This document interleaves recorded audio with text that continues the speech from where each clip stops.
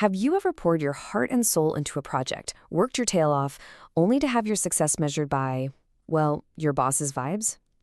It is so frustrating when all your objective effort runs into a wall of subjective feelings. Well, today, we're going to fix that. We are going to replace those vague vibes with cold, hard, undeniable proof. We're diving deep into key performance indicators, KPIs for short, the tool that turns your hard work into hard data. Just hearing that sentence can be one of the most demoralizing things at work, right? It just completely dismisses all your effort, all those late nights, and boils it all down to someone else's gut feeling. It's a perfect example of what happens when someone else is telling the story of your work, and without any data, you've got no way to rewrite it. And let's be really clear here, this isn't just about feeling unappreciated. When your contributions can't be seen or measured, they can't be rewarded, you know?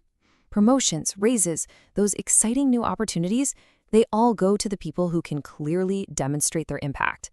So relying on vibes isn't a strategy for success. It's pretty much a recipe for getting overlooked. So how do we fix this whole mess? Well, we start with a beautifully simple formula that is the secret weapon for pretty much any top performer. Y equals F of X. I know, it looks like something from math class, but trust me, this little equation is the logical backbone for every single powerful KPI, and it is about to become your new best friend for proving your value. Okay, so what is a KPI really? It's not just some random number that somebody pulls out of thin air.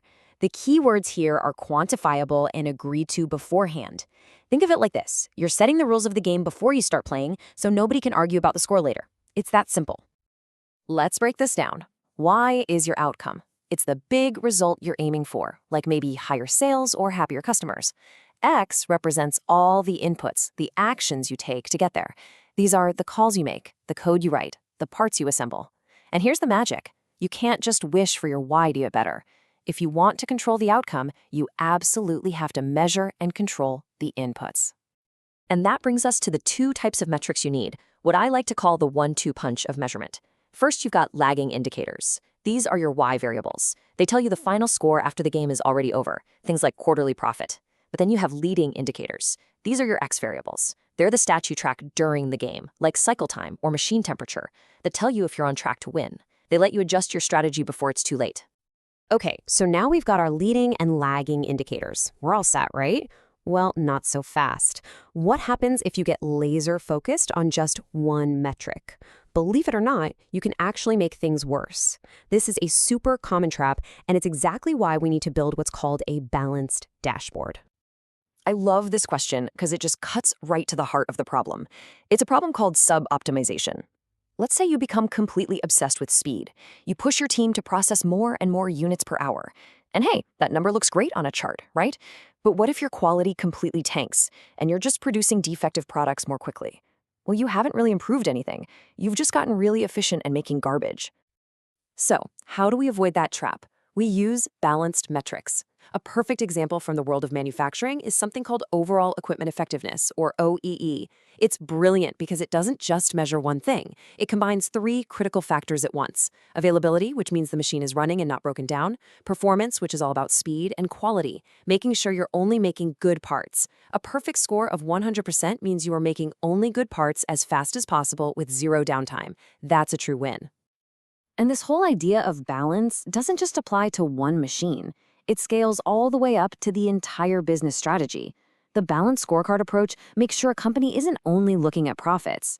It forces them to also keep an eye on customer satisfaction, how efficient their internal processes are, and, this is a big one, whether their own employees are learning and growing.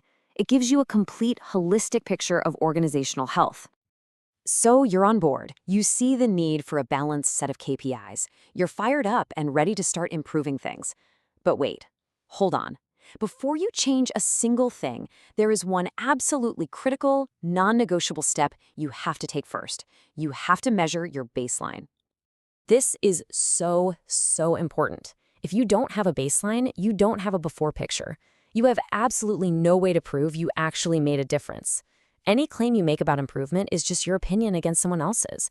And just like that, we're right back where we started, battling vibes.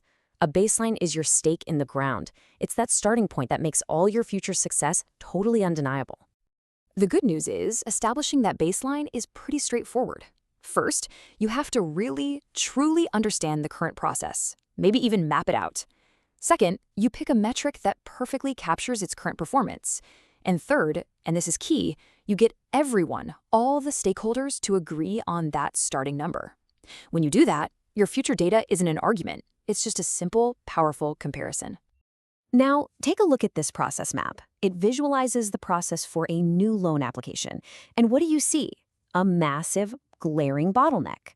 Right there at that quality check step, the baseline number is 4,704 applications just sitting there stuck in a queue. Now that number, that's not a feeling, that's not a vibe, it's a fact. And it's a powerful, specific baseline that perfectly frames the problem you need to go solve. And here is the payoff. This is what it's all for. This chart shows the real-world impact. In one case study, a company called Trump used these very principles to find waste in their processes. By tracking metrics on things like trash removal and recycling, their improvement projects saved the company about $46,000. That is not a vibe. That's a number you can take straight to the bank. So if you take one thing away from this, let it be this. It is time to change the conversation.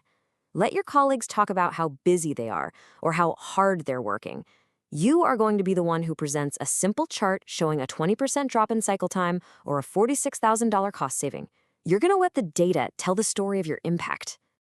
So as we close out, I want to leave you with a challenge. Think about your own job.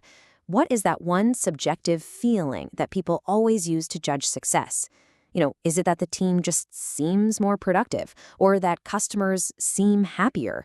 What is that vibe, and how could you replace it with a hard, undeniable number starting tomorrow?